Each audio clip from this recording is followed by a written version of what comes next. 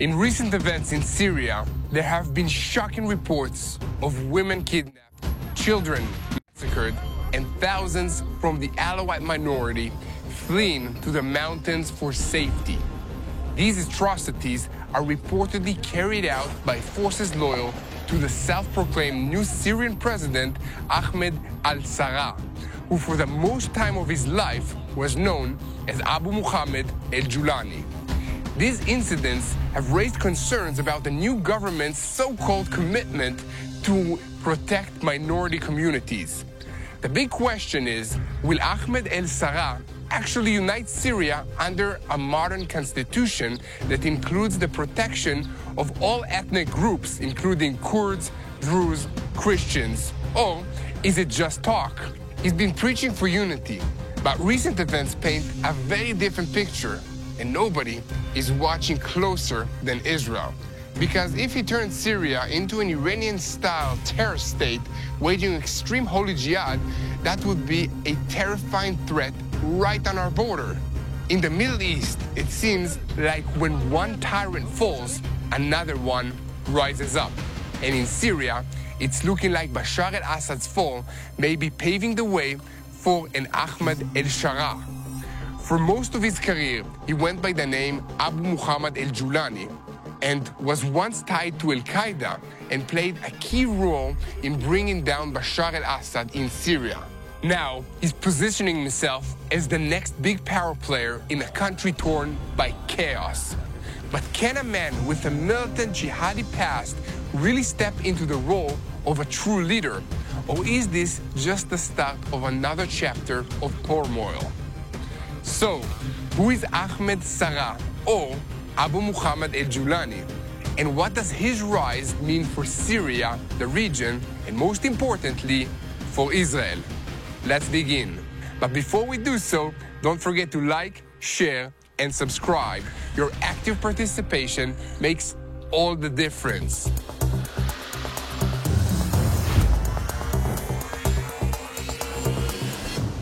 So we're sending Mati Shoshani to sit down with the experts for memory to understand what the future holds in Syria and who is this al-Julani figure.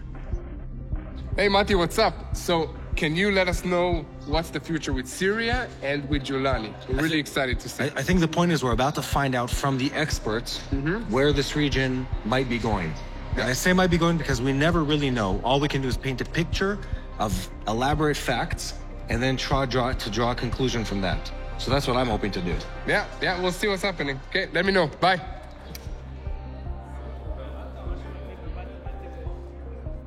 Yigal, you, among many other things, are also an expert on Syria. And the last couple months have been this very interesting process where a dictator that has held onto his throne for more than I've been alive, well, 2 generations, I guess, if you count it, was overthrown almost overnight.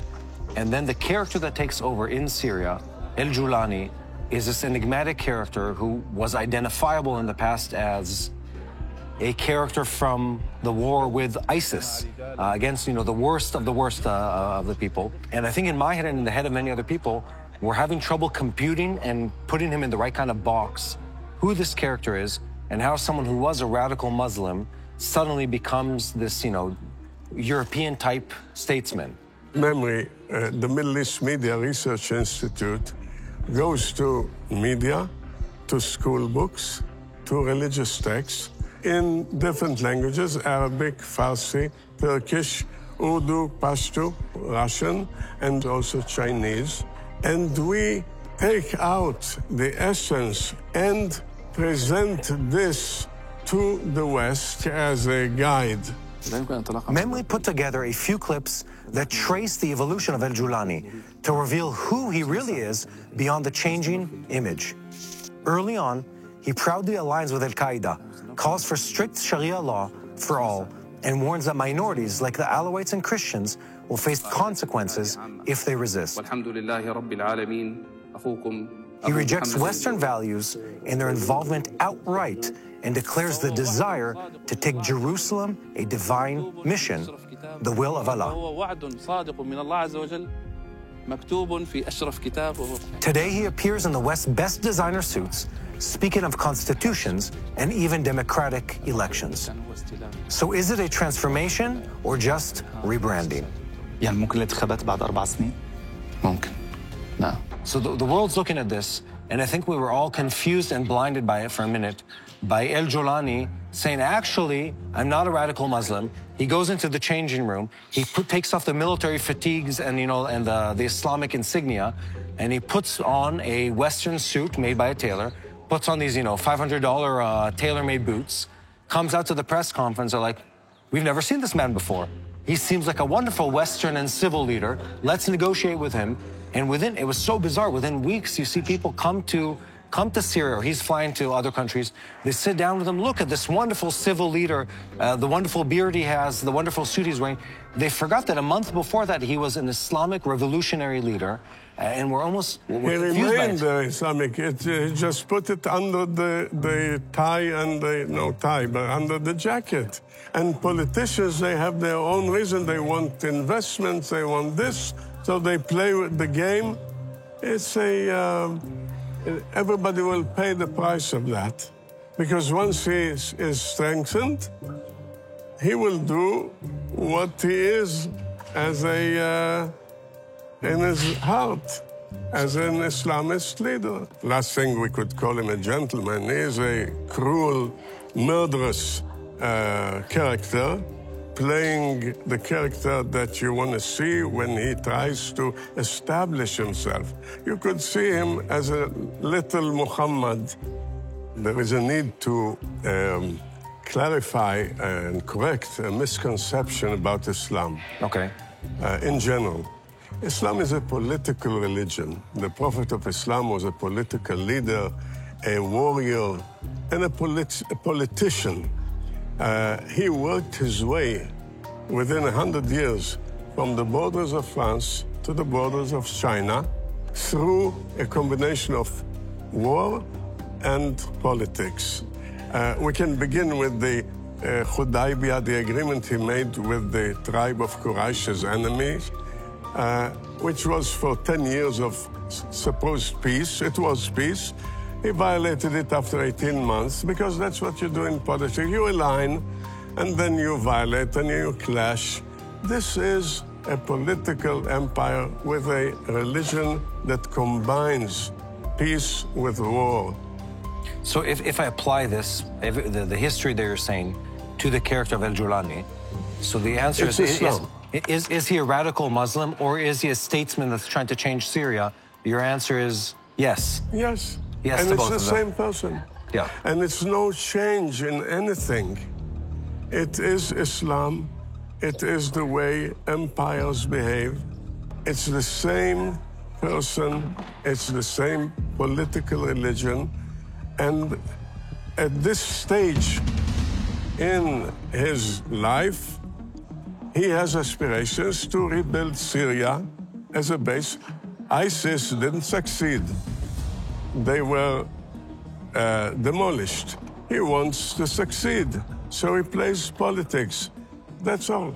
And he will be the same guy in no time like back then, once he's strong. I look at the path of Sunni Islam specifically, and as long as Sunni Islamic communities were ruled by a strong man, be it Saddam Hussein, be it Gaddafi, and then the minute it switches and that factor is removed, we go back to tribal warfare, to radical Islam, to the likes of ISIS and al-Qaeda and so on that destabilized for generations. Is what we're seeing in Syria the same thing that's going to end up in just more crumbling of the country? Or is there a possibility of a nation state that's led by what I perceive to be a radical Muslim leader? There is no nation state in the Western understanding. The nation state, the nation is the nation of Islam. Race doesn't matter, color doesn't matter, nationality doesn't matter. It's one nation, Islam. And it's between Muslims and non-Muslims. That's the only differentiation. In that sense, Islam will never be westernized unless it drops its basic beliefs. Because in the West, you have different nations, one religion. There are no different nations in Islam, only one nation, Islam. And we have endless verses in the Quran about it. We shall continue to fight until religion is to Allah only. A religious movement like al-Julani, ISIS, al-Qaeda, look at the world of Islam and even beyond as a turf to be brought together under one nation state, which is the nation of Islam. This is something that is very hard for Western people to understand. But I'm confused. I'm looking at al-Julani specifically. Yes. He goes from being pan-Islamic. He goes from fighting on the battlefields of Islam that are without a boundary. And you look at what ISIS did, or you look at what al-Qaeda did. They brought down the fences of the borders of the nation states. And then al-Julani does the opposite. He departs from that identity or persona, maybe that's what it is. And he says, no, now I'm going back to, and you can see it in the choice of his name, to the Syrian regional government type of leader. It's a leader. stage. It's just a stage. He is Syrian, and he has to follow step by step. What did his prophet Muhammad do? Same thing. He began with a certain territory, and it spread all the way to the borders of France and China. You begin somewhere where you have a base, and then you widen it to the extent that you can. Syria is this weird thing right now where the religious war that was happening there, they're stating, we're not going back to that place. We're going towards a stable nation where we will respect religious minorities and ethnic minorities. About a month and a half later, they start killing the Alawites. So that sort of... Because it's all temporary, because it's all a stage. The basic mindset of Islam is one nation under God. One Islamic nation under God. One religious nation under God. And it's a stage. So let's follow the trend. If I'm following what you're saying, Iraq falls apart, Saddam Hussein is removed. Iraq goes back to religious warfare between different sects, between the Sunnis, between the Shia, between other small minorities. Even within countries that still have a government, the Iranians are still fighting ethnic and religious minorities within them. They're fighting against the Baluchis, they're fighting against others. You have this government, the HTS people, al-Julani, they come to power, they say, we're going to be different than that. We're not going to take the path to violence. We're going to take a path where we're a nation state, that we protect our minorities. In 12 months, in 18 months, are they going to follow the trend of other countries where they're going to drive out the religious and ethnic minorities, or are they going to be able to stabilize the country?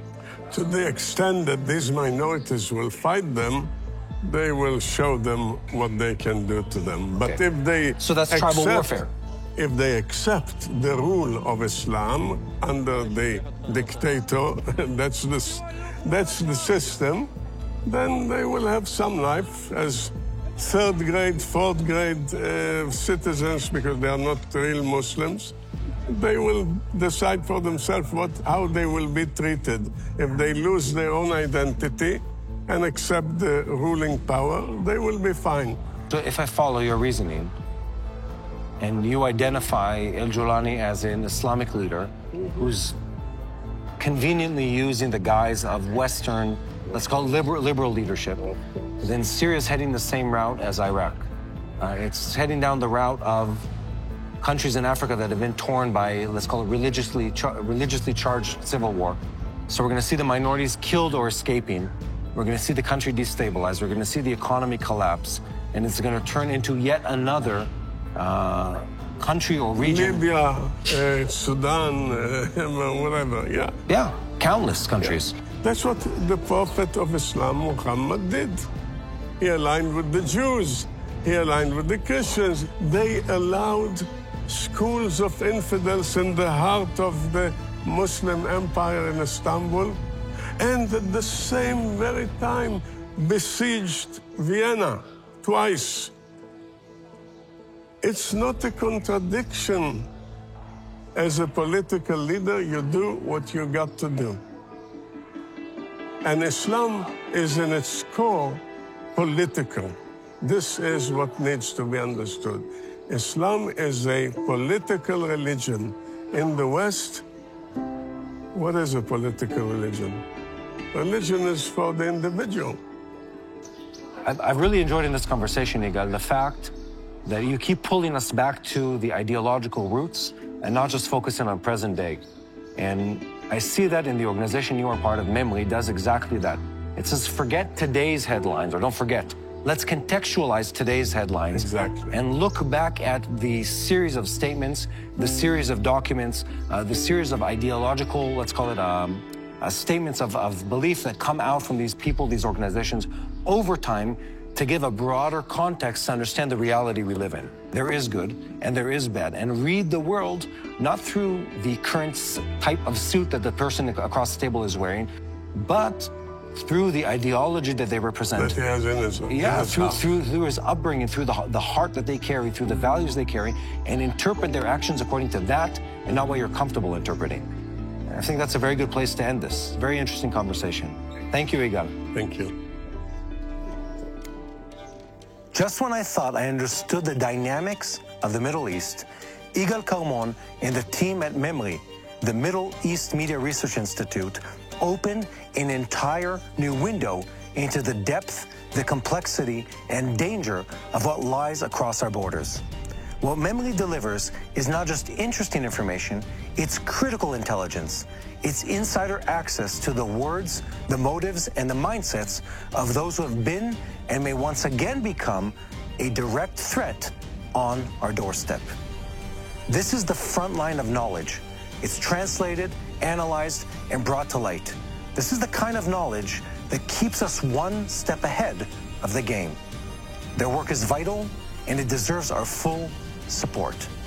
Click the link below and make a donation, and help Memri help us stay safe. So, where does all of this leave us with Abu Muhammad al-Julani? His rebranding may paint him as a leader aiming for stability in Syria, but his past and shifting rhetoric leaves plenty of room for doubt. And Israel must stay vigilant, ensuring that whatever emerges from Syria's chaos does not become a direct threat to its security and to its people. We should pray for the Syrian people to have wise and good leadership, and we should pray for Israel's security on its northern border. And most importantly, unite in prayer for the peace of Jerusalem.